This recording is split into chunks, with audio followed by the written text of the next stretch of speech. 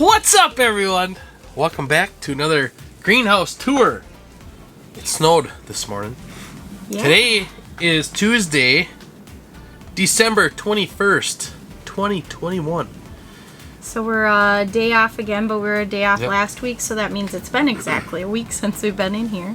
Yeah, we had a lot of shipping yesterday. Let's get to the tour, see how everything did. I still haven't watered anything. It got very, very cold, and today it's 21, and this is probably going to be the warmest day until Christmas Eve, the 24th, and then it's supposed to warm up to 38, or the day before, 23rd. But. And the main area of the greenhouse right here is 44 degrees right now. Yep. Yeah. And I locked Charlie up today, so he won't be crawling around on the roof. You can hear him meowing down there, maybe. Gave him some food and put him in that. It's good for him. He needs a little snack sometimes. Oh, jeez. It's like we got stuff everywhere. Alright, well, let's take a look at this, and I might have to water it today. We'll see. Might not be able to wait until Thursday. I'm used to doing all the work. People know there's always somebody behind the camera. Nice try. You sound a lot like Mac. I work. Poor Patty's doing all the work.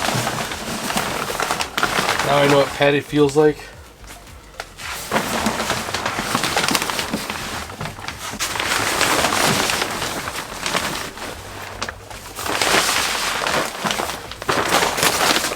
So the carrots pretty much are the same, except for these down here are coming back ever since we did the tarp.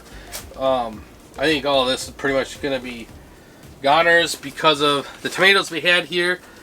But we are changing stuff for next year. Like we were saying before, plant in August for all this. It'll help huge. And then we'll probably have to trim the tomatoes, so about 1 foot to 2 feet up. But also, if we brought in more dirt, so we're level with the top, I think that would help big time too. So Matt cut a bunch of this kale. We have just been loving it in all of our dishes. We made quesadillas the other night, just some cooked up hamburger, and put some kale in it, and that was so delicious.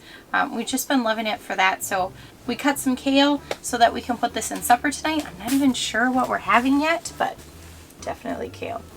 The collard greens are looking so good right now, and so is this lettuce. I'm so surprised how good this lettuce looks. And our baby spinach, we haven't been picking any spinach yet, but it's doing really well, so we will be picking this soon. But right now we're just kind of focusing on the kale.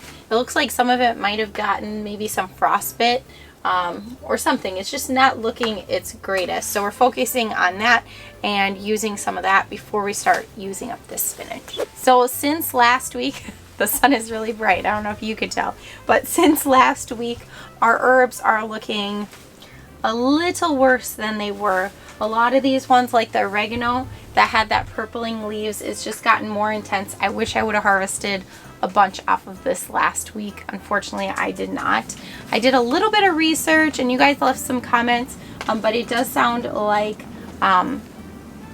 specifically oregano and some of the other things can turn purple if they're having a little stress. Some of the biggest factors when I looked it up, it said were it's normal in potted plants because they might be losing some nutrients. I think it was phosphorus they might be short on. So I was like, well, that could be it. They're in pots.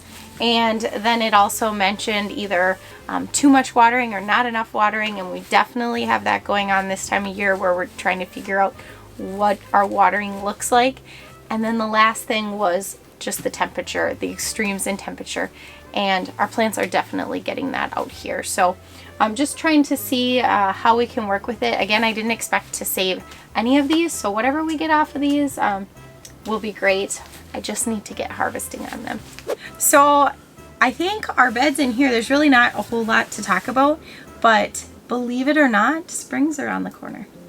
Like, it'll be here before we know it. So a lot of people have already started ordering their seeds for next year, and we need to be not far behind them. We're hoping to sit down early January and just kind of go through what we have, because we always have probably more than enough, and decide what we're going to be ordering.